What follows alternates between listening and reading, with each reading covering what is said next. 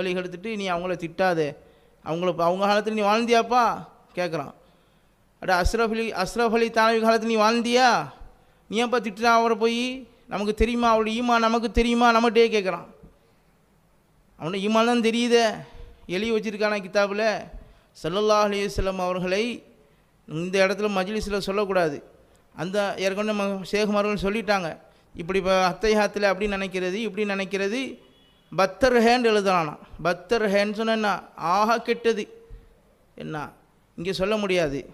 அப்போது அந்த மாதிரிலாம் எழுதி போட்டு, இல்லை அவங்களுடைய காலத்தில் நம்ம வாழ்ந்தோமா, நம்ம வாழ்ந்ததுக்கு அவங்களுக்கு இட்டு கட்டப்பட்டிருக்கலாம்.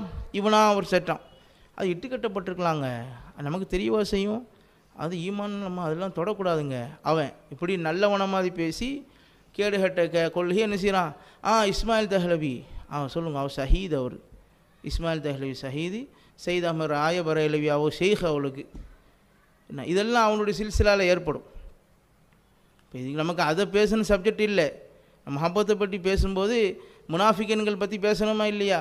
இன்னல் முனாஃபிகின ஃபி தர்கில் அஸ்வலி மினன் நார் நல்லா குரான்னு சொல்கிறான். அடா காஃபிர்களுக்கு நரகன் ஹாலிதீன் ஃபீஹான்னு சொல்லிட்டான். இவனை என்ன செய்கிறான், முனாஃபிகன்களை நரகத்தின் அடித்தட்டுங்கிறான். அவன் காஃபிராவது பரவாயில்லை போல தெரியுது, அவனாச்சும் குஃபரில் இருந்து அவன் காஃபிராகவே இருந்துட்டான். இவன் மக்களை முர்த்தத்தாக்கிட்டு அலைகிறான் இவன். அப்போ அந்த மாதிரி